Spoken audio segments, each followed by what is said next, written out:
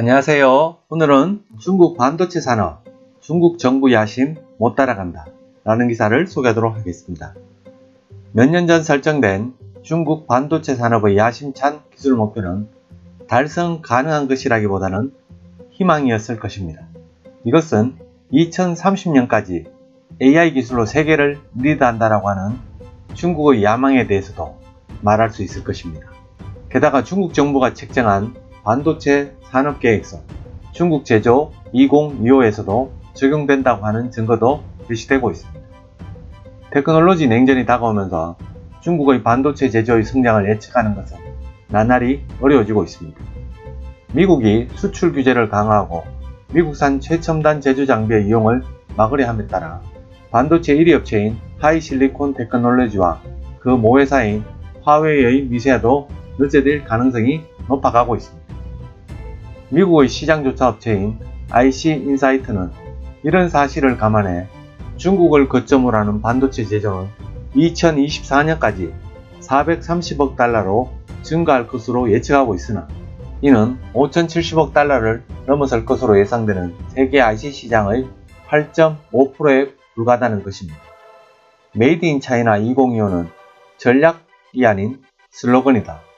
IC인사이트는 중국에서의 반도체 제조의 적어도 절반은 인텔과 삼성 일렉트로닉, SK 하이닉스, TSMC에서의 생산이 계속될 것으로 예측하고 있습니다.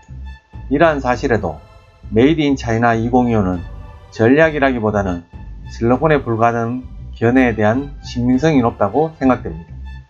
미국의 관세와 수출 규제 강화는 중국의 국내 생산자들에게 힘을 내게 할 것인가? 그 대답은 아마 예스일 것입니다. 하지만 중국 정부가 그 기술 목표를 달성하려면 윤택한 실질적인 성과가 따라야 합니다.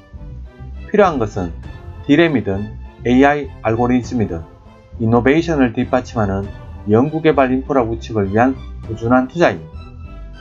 AI에서의 우위성 확립이라는 중국의 목표도 흔들리고 있는 것처럼 보입니다. 테크놀로지 학자 디에터 엠스트씨는 최근의 연구에서 중국의 AI 산업은 미숙하고 단편화되어 있어 주로 투자 수익률이 높은 AI 앱에 초점을 두고 있다고 결론 내리고 있습니다. 중국 정부가 AI 개발에 얼마나 자금을 투자했더라도 중국은 아직 진정한 기술 혁신에 필요한 생태계를 개발하지 못하고 있다. 반도체나 그 외의 중요한 일렉트로닉 기술에 대해서도 같은 말을 할 수 있습니다. 다른 관측통들은 중국의 AI 능력에 대해 엠스트씨의 회의적인 견해를 지지하고 있습니다.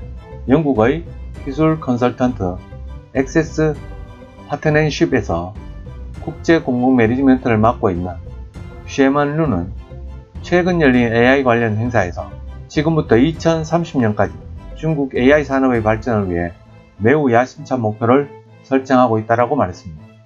이 거대한 계획에는 기술의 진보와 산업의 확대, AI 정책의 로드맵 확립이라는 세 가지 요소가 포함되어 있으며 당초 두 가지 목표가 희망일 뿐이라는 것은 변함없지만 중국은 앞으로 10년 동안 AI 기술 기준을 확립할 것이라고 덧붙였습니다.